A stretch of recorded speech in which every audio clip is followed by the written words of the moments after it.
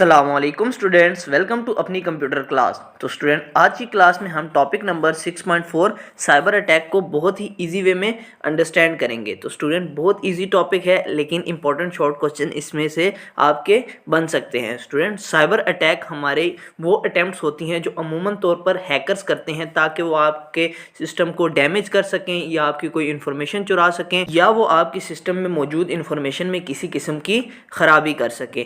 Cyber attack की वजह से किसी भी इंसान की या किसी भी ऑर्गेनाइजेशन की सिक्योरिटी को बहुत ज़्यादा ख़तरा होता है। इसलिए आपको पता होना चाहिए, ये अवेयरनेस होनी चाहिए कि कितने तरह के साइबर अटैक्स होते हैं, जैसे DDoS अटैक हो गया, रैंसमवेयर हो गया, स्पाईवेयर हो गया, वायरसेस, फिशिंग एंड मालवेयर वगैरह। जब आपको इनकी इन्फॉर्मेशन के बारे में पता होगा कि किस तरह के साइबर अटैक हो सकते हैं और आपके सिस्टम पे कौन सा साइबर अटैक हुआ है, तो उसके लिए आप सिक्योरिटी मेजर्स भी अच्छे यूज़ कर सकते हो ताकि आप इन थ्रेट से प्रोटेक्टेड रह सको। स्टूडेंट, हमारे पास कुछ टाइप्स ऑफ साइबर अटैक हैं जिनमें सबसे पहला है DDoS, जिसे कहते हैं distributed Daniel of service attack. ये अमूमन तौर पे आपके सर्वर्स वगैरह या वेबसाइट्स पर किया जाता है, जिसमें होता यह है कि मल्टीपल कंप्यूटर से आपके सिस्टम पर ट्रैफिक भेजी जाती है और वो ट्रैफिक इतनी ज़्यादा होती है कि आपका जो सिस्टम होता है वो स्लो हो जाता है या इवन क्रैश हो जाता है। अगर हम रियल लाइफ की एग्जांपल से इसको समझें तो अमूमन स्टूडेंट, जैसे ही आपका रिजल्ट आता है FBIC का, तो रिजल्ट जैसे ही आप देखने के लिए करते हो तो पहले 1-2 मिनट ना सर्वर उस तरह से रिस्पॉन्स नहीं कर रहा होता। क्यों नहीं रिस्पॉन्स कर रहा होता? क्योंकि उस पर रिक्वेस्ट बहुत ज़्यादा हो जाती हैं तो वो रिस्पॉन्ड नहीं करता। तो इसमें क्या होता है कि फेक रिक्वेस्ट भेजी जाती हैं, उससे सर्वर हमारा डाउन हो जाता है ताकि रियल यूज़र उसको इस्तेमाल ना कर सकते हैं। ये हैकिंग के लिए तो इस्तेमाल नहीं होता लेकिन आपके काम को डिसरप्ट करने के लिए ज़रूर इस्तेमाल किया जाता है। नेक्स्ट है फिर स्टूडेंट हमारा रैंसमवेयर। रैंसमवेयर स्टूडेंट आपका एक मैलिशियस सॉफ्टवेयर है जो कि आपकी ना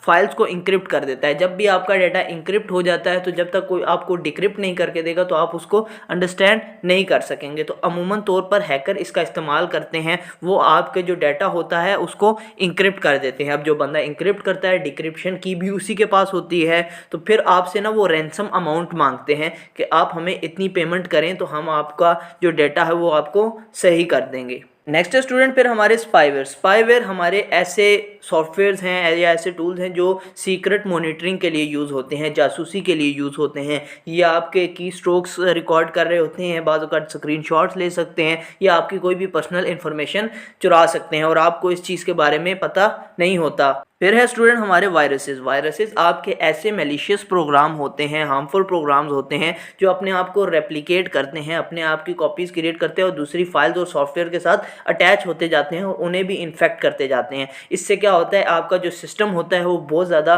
स्लो डाउन हो जाता है, आपका डेटा भी डैमेज हो जाता है और बाज़ औक़ात आपका सिस्टम क्रैश कर जाता है, आपकी विंडो करप्ट हो जाती है। नेक्स्ट स्टूडेंट हमारा फिशिंग आपने फर्स्ट ईयर में भी पढ़ा होगा। फिशिंग कहते हैं कि आपने लोगों को ट्रिक करके उनकी सेंसिटिव इन्फॉर्मेशन जैसे पासवर्ड या बैंक डिटेल निकालनी है। ठीक है स्टूडेंट, इसमें स्टूडेंट जो अटैकर होगा ना वो आपके किसी करीबी की आइडेंटिटी चुराएगा और उसके ज़रिए आपको ट्रिक करने की कोशिश करेगा किसी फेक ईमेल, वेबसाइट या टेक्स्ट मैसेज से। आपको लगेगा कि वो आपका रिलेटिव या आपका दोस्त वगैरह वो है, लेकिन वो आपको ट्रिक कर रहा होगा, वो आपको ट्रैप करके आपकी इन्फॉर्मेशन ले रहा होगा। नेक्स्ट स्टूडेंट फिर हमारा मालवेयर या मैलिशियस सॉफ्टवेयर। मालवेयर हमारे वो हार्मफुल सॉफ्टवेयर होते हैं जो कि किसी भी सिस्टम को नुकसान पहुंचाने के लिए यूज़ किए जाते हैं, जैसे वायरसेस हो गए, स्पाईवेयर हो गए, ट्रोजन्स हो गए। ट्रोजन्स ऐसे सॉफ्टवेयर होते हैं जो कि लगते तो बिल्कुल ओरिजिनल की तरह हैं लेकिन उसमें वो वायरस कह लें या स्पाइंग की एबिलिटी मौजूद होती है और आपको पता नहीं होता और पीछे से स्पाइंग हो रही होती है और वो आपकी पर्सनल इन्फॉर्मेशन चुरा रहे होते हैं। नेक्स्ट स्टूडेंट हमारे पास कुछ सिक्योरिटी मेथड्स हैं कि हम किस तरह से अपने इन्फॉर्मेशन को, अपने डाटा को, अपने सिस्टम को सिक्योर रख सकते हैं। तो उसमें हमारे पास सबसे पहला है 2 फैक्टर ऑथेंटिकेशन। 2 फैक्टर ऑथेंटिकेशन हमारे क्या करता है कि हमारे अकाउंट में हमारे डाटा के लिए एक एक्स्ट्रा लेयर ऐड कर देता है, एक एक्स्ट्रा सिक्योरिटी फीचर ऐड कर देता है। जैसे आप पासवर्ड के साथ आपको नंबर पे एक OTP आ जाता है या आपके फिंगरप्रिंट का इस्तेमाल भी कर सकते हो। इससे क्या होता है ना कि अगर हैकर को आपके अकाउंट का पता भी चल जाता है, पासवर्ड पता चल जाता है, तो वो सेकंड स्टेप फैक्टर का इस्तेमाल नहीं कर सकता। अगर वो फिंगरप्रिंट है तब भी नहीं कर सकता या आपके जो नंबर पे कोड आ रहा है तब भी नहीं कर सकता। तो ये एक एक्स्ट्रा लेयर आपकी ऐड हो जाती है जिससे आपका अकाउंट प्रोटेक्टेड रहता है। नेक्स्ट है स्टूडेंट आपका बायोमेट्रिक वेरिफिकेशन। बायोमेट्रिक वेरिफिकेशन आपकी ना यूनिक फिजिकल ट्रेट्स का इस्तेमाल करता है आपकी आइडेंटिटी कंफर्म करने के लिए। उसमें आपके फिंगरप्रिंट्स आ जाते हैं, फेस आ जाता है, आइज़ की स्कैनिंग आ जाती है, वॉइस आ जाती है, या आपके चलने या बात करने का अंदाज़ वगैरह आ जाता है। इससे ये होता है कि आपको पासवर्ड रिमेंबर याद रखने की ज़रूरत नहीं रहती। और इसमें कुछ प्राइवेसी कंसर्न्स भी हैं कि अगर ये हैक हो जाए तो आपका डेटा बहुत बड़े रिस्क पे है। इसलिए जो आपका जो बायोमेट्रिक डेटा है ना वो बहुत ज़्यादा सेंसिटिव है और उसको अच्छे तरीके से सिक्योरली स्टोर किया जाना चाहिए। तो उम्मीद है स्टूडेंट साइबर अटैक का बहुत इजी सा कॉन्सेप्ट था, आप पहले भी पढ़ चुके हैं, वो आपका और ज़्यादा क्लियर हो गया होगा। तो मिलते हैं नेक्स्ट वीडियोज़ में, तब तक अपना ख्याल रखिएगा। अल्लाह हाफिज़।